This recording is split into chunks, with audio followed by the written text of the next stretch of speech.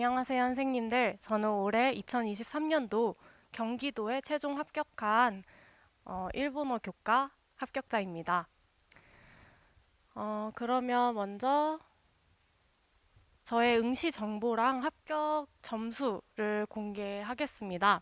먼저 응시 과목은 여러분들이 알다시피 일본어고요. 응시 횟수는 4회입니다. 응시 횟수는 4회고 제가 2019년도부터 시험을 보게 되었어요. 그때 제가 4학년이었는데 2019년에 여러분도 아시다시피 TO가 엄청 많이 났었잖아요. 그래서 그 전에는 사실 제가 일본어 임용에 별로 생각이 없었습니다. 저는 수학을 좀 더 가르치고 싶어서 한창 수학 임용을 막 준비하려고 하던 참이었어요. 근데 이제 일본어 TO가 나기 시작했고, 일본어도 나름 나쁘지 않고 재밌다고 평소에 생각을 했어서 일본어 임용에 한번 도전하게 되었어요. 근데 그때는 이제 제가 수학도 막 졸업 준비하고 하느라 제대로 공부하지 못했고, 그래서 1차부터 떨어졌고요. 그 다음에 이제 2020년도에는 TO 전국 빵명이 났었죠. 그래서 그때 정말 절망적이었어요. 뭔가 딱 졸업하고 나서 2019년도에 제 친구들은 많이 붙었었거든요. 그래가지고 좀 절망적으로 시간을 보내다가 그때는 공부를 아예 하지 않았어요. 일본어 공부하지 않았고 저는 취업을 준비하러 여러 가지 자격증을 따기 시작했습니다. 그러고 2021년도가 됐는데 그때는 제가 다시 마음을 다잡고 한 번만 더 도전해보자 해서 3월부터 공부를 하기 시작했어요. 그래서 그때는 1차를 합격을 했습니다. 근데 그때 저는 전북 지역으로 시험을 봤어요. 제 연고지는 서울입니다. 저 연고지는 서울인데 전북으로 한번 시험을 봐보자 해가지고 봤어요. 왜냐면 경기도에 한번 떨어지니까 좀 무서웠거든요. 그래서 전북을 한번 보고 그때도 1차 붙었고 근데 이제 최종에서 떨어지게 됐습니다. 그때는. 거의 컷이랑 차이가 안 났었거든요. 한 컷 플러스 0.33점 정도? 였고 이제 그 다음 해에 또 다시 전북으로 시험을 봤어요. 왜냐하면 한 번 했던 곳이기도 하고 그래서 2차 분위기도 잘 알고 있고 또 그 전에 그 경기도에 떨어진 기억이 안 잊혀지더라고요. 그래서 경기도는 또 2차도 어렵잖아요. 다른 지역보다. 그래서 일단 붙는 게 우선이지 하고 전북을 시험 봤습니다. 그래서 전북을 봐서 그 해에 최종 합격을 했어요. 그래서 작년에 저는 사실 전북에 정교사로 1년 근무를 하다가 올해 재임용으로 일본어를 붙었습니다. 그래서 제 횟수는 그래서 4회이고요. 1차는 3번 붙었고 2차는 2번 붙었습니다. 그리고 1차 합격 점수인데요. 올해는 교육학이 굉장히 칼체였었는데 저는 점수가 작년보다 올랐어요. 그래서 제가 교육학을 좀 평소에 열심히 했었어가지고 교육학이 떨어지지 않았던 것 같습니다. 그리고 전공은 45점이어서 아마 경기도 붙으신 분들 중에서는 제가 전공 점수가 그렇게 높지 않을 거라고 생각이 들어요. 그래서 총 63.67점으로 컷에서 2점 정도밖에 높지 않았어요. 2.3점인가? 높았었는데 그래서 이제 처음에는 굉장히 불안하긴 했었죠. 불안하긴 했었는데 그래도 뭐 붙을 수 있다 2점 정도는 하면서 열심히 2차 준비를 했습니다. 그래서 저는 최종으로 이렇게 156.77점으로 합격을 했어요. 보시면은 제가 나눔이 점수가 많이 깎였는데 나눔을 제가 1, 2, 3번 중에 3번을 아예 통째로 말을 못했어요. 그래서 이렇게 많이 깎였더라고요. 근데 생각보다는 많이 안 깎여서 제 생각에는 내용도 중요하지만 그 1, 2번을 성실하게 얘기하고 또 이 선생님이 정말 뽑고 싶다 이런 마음이 들면 점수를 그렇게 많이 깎지 않는 것 같아요. 왜냐하면 한 문제나 말을 아예 못했기 때문에. 그리고 이제 실연이랑 면접은 작년보다는 높게 나왔던 것 같습니다. 그래서 최종 컷 플러스 4점으로 합격을 했습니다. 이제 1차 시험 학습 방법인데요. 이거는 제가 올해는 사실 재임용 생각이 1학기 때는 없었어가지고 그냥 1년 살아볼까 하면서 이제 살았어가지고 상반기 때는 그냥 일본어를 까먹지 않도록 라디오를 듣던가 아니면 단어를 가끔 외우던가 그 정도만 공부를 했었던 것 같아요. 그리고 이제 하반기에 돼서 TO가 떴는데 다시 또 경기도가 떠서 고민을 많이 했습니다. 일단 제가 작년에 준비를 하면서 재임용 하시는 분들이 저는 솔직히 좀 막 경쟁자로 보일 때 좀 되게 무서웠거든요. 그 선생님들이 현직 교사시니까. 그래서 저도 그걸 알기 때문에 경기도를 재임용 치는 걸 굉장히 고민을 많이 했었어요. 근데 이제 제가 전북에 연구가 아예 없다 보니까 너무 외롭고 뭔가 그만두고 싶다는 생각도 많이 들더라고요. 그래서 어쩔 수 없이 경기도로 가야겠다 싶어서 이제 경기도로 시험을 치게 됐습니다. 물론 이제 도관 대신으로 갈 수도 있긴 한데 그건 거의 4년에 한 번, 뭐 10년에 한 번 이렇게밖에 안 된다고 하더라고요. 그래서 이제 하반기에는 TO가 뜨고 한 9월부터 공부를 시작을 했어요. 9월, 10월, 11월 이렇게 세 달 공부를 했는데 대신 저는 이렇게 세 달 공부에도 붙을 수 있었던 이유는 그 전해에 열심히 했다고 생각이 들어서 붙었던 것 같아요. 그래서 대신에 근데 일을 하면서 저는 하루에 2시간씩은 꼭 공부를 했습니다. 무슨 일이 있어도. 이 2시간은 절대 뭐 제가 아무리 피곤하더라도 뭐 아무리 뭐 몸이 아프고 뭐 따로 회식이 생겼더라도 2시간은 꼭 했어요. 그래서 이런 꾸준함이 이번에 재임용을 합격할 수 있었던 이유라고 생각을 합니다.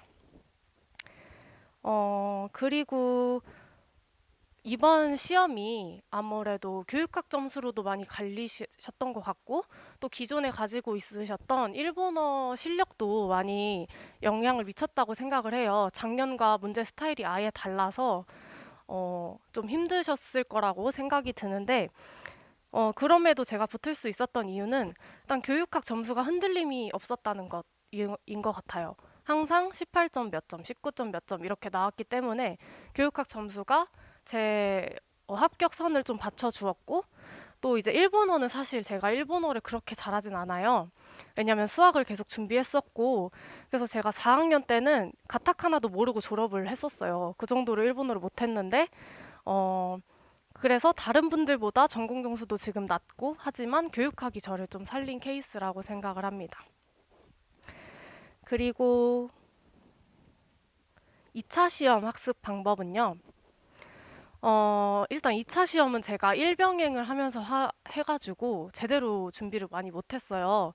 근데 이제 여러분들 중에서도 일을 하시면서 준비하시는 분들이 많을 거라고 생각을 해서 2차 시험 학습 방법에 대해서 말씀을 드리자면 우선 저는 한 2주 정도밖에 준비를 못했습니다. 올해는 또 2차 시험이 많이 빨랐어요. 작년보다 일주일 정도가 빨랐었는데 그래서 혼자서는 좀 그래서 이제 스터디를 아예 못 꾸리고 혼자서 준비를 했었어요. 근데 저는 오히려 스터디를 잘못 만나서 시간을 낭비하는 것보다는 차라리 혼자서 이렇게 연습을 하는 게 더 좋았던 것 같아요. 근데 이것도 물론 제가 2차를 준비했던 경험이 있었기 때문에 이게 가능했다고 생각이 들어요. 그래서 물론 여러분들께서도 1차를 아무리 떨어졌다는 생각이 들어도 2차 준비는 꼭 하시라고 말씀을 드리고 싶어요. 이 기억이 정말 나중에 최종 합격에 영향을 미친다고 생각이 듭니다. 그래서 이제 저는 면접 준비 같은 경우는 이제 경기도가 1, 2, 3번이 다 일본어다 보니까 굉장히 어려웠어요. 그리고 제가 경기도로 시험을 치지 않은 이유도 여기에 있었고요. 그래서 이 부분은 저는 제 대답을 다 한글로 타이핑을 친 다음에 일본어로 옮겨서 그거를 계속 읽었어요. 반복되게 읽으면 비슷한 문장들이 있어요. 뭐, 뭐가 있을까요? 뭐, 주요다と 思います라든지, 뭐, 포인트, 고노 카타치가 포인트다と 思います라든지 그런 고정된 문장이 있어요. 그런 걸 계속 외웠어요. 그리고 이제 수업 시험 같은 경우는 자신만의 틀이 있어야 돼요. 수업 시험은 아무리 어떤 다양한 상황이 나오더라도 내가 대처할 수 있는 틀. 그래서 그 틀을 만드시고 스터디 원들이랑 같이 수업 시험을 준비하시면 좋을 거라고 생각이 들어요. 저는 작년에 그렇게 해서 높은 점수를 받았었습니다. 그래서 전반적인 학습 방법은 사실 2차는 스터디가 가장 중요한 것 같아요. 이제 스터디 원들을 잘 만나야 다 같이 합격하는 경우가 많고, 만약에 다 스터디 원들이 이상하면 다 같이 떨어지는 경우도 저는 되게 많이 봤어요. 그래서 좀 1차 준비를 하시면서 마음이 맞는 사람들과 그대로 2차 준비까지 하시면 좋을 것 같아요. 네. 그리고 합격을 결정짓게 해준 공부법은 저는 스터디, 멘탈 관리, 자기 반성 이렇게 세 가지를 꼽아요. 먼저 스터디는 저는 1차부터 2차까지 다 스터디를 했었어요. 저는 굉장히 장의존적인 사람이기 때문에 혼자서는 절대 못하겠다 싶어서 1차부터 2차까지 스터디를 빠짐없이 촘촘하게 했어요. 기상 스터디부터 뭐 교육학 스터디, 전공 스터디도 했었고요. 뭐 전화로 교육학 인출하는 스터디도 하고 안 해본 스터디가 없을 정도로 많이 했습니다. 이거는 본인이 맞게 하시면 될 것 같아요. 자기는 스터디가 필요 없다 하시면 혼자 열심히 하시면 되고. 그다음에 멘탈 관리가 정말 중요한데, 저는 원래 좀 성격이 긍정적이에요, 엄청. 그래서 뭐 떨어져도 좀 금방 이겨내고 그런 스타일이어가지고 이 멘탈이 좀 좋아서 임용 시험에 좀 유리했던 것 같아요. 다음 뭐 시험을 망쳐도 좀 금방 잊고 일어나고. 그래서 그렇지 않으신 분들도 계시기 때문에 이 멘탈을 자기만의 방법으로 관리하시는 게 중요하다 생각합니다. 그리고 자기 반성은 어, 임용은 자기 반성이 정말 중요한 시험이라고 생각을 하는 게 모의고사를 별로 안 보잖아요. 그래서 자기가 하는 공부 방법이 잘못됐음에도 그걸 계속 유지하시는 분들이 많아요. 그래서 이렇게 자신을 계속 되돌아보고 반성을 하고 그러는 게 굉장히 중요하다고 생각합니다. 네. 합격에 도움이 되었던 강의는 저는 이제 동소영 교수님 강의 중에 기출분석 강의랑 모의고사 강의 두 가지가 굉장히 도움이 많이 됐습니다. 저는 2019년도부터 준비를 했기 때문에 그때는 기본 강의를 들었었어요. 그리고 이제 21년도, 22년도에는 기출분석이랑 모의고사만 들었습니다. 이렇게 두 가지를 들으면 좋은 이유는 기출 분석을 들으면 이제까지의 흐름을 다 알 수 있고, 그리고 모의고사를 들으시면 지금 현재 뜨고 있는 이론이나 그런 가설들을 많이 알 수 있어요. 그래서 이 두 가지를 다 듣는 것을 추천드립니다.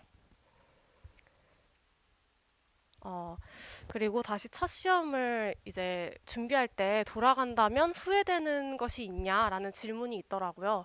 근데 저는 후회되는 부분은 딱히 없습니다. 왜냐하면 저는 매 순간마다 열심히 살았기 때문에 그게 잘못된 방향일지라도 저는 제 인생에 다 도움이 됐다고 생각을 해요. 그래서 이제 수강생 여러분한테 드리고 싶은 말씀은 정말 임용을 준비하는 시간에 헛된 시간은 없다고 생각해요. 그게 언젠가는 도움이 되고 걸음이 되는 것이기 때문에 매 순간을 좀 열심히 사셨으면 좋겠습니다. 그래서 이제 마지막으로 제가 하고 싶은 말은 이거입니다. 임용은 진짜 쉽지 않은 시험인 것 같아요. 정답도 공개되지 않고 모두가 주관식이고 또 저희 외국어 과목은 일본어로 답안을 써야 되고 말까지 해야 되잖아요. 그래서 저는 다른 과목들보다 정말 어려운 임용 시험이라고 생각합니다. 그래서 정말 쉽지 않은 시험이긴 하지만 저도 정말 일본어를 못했기 때문에 노력을 많이 했거든요. 그래서 노력하면 합격할 수 있는 시험이라고 생각합니다. 네, 그럼 이제까지 저의 합격 수기를 들어주셔서 감사합니다.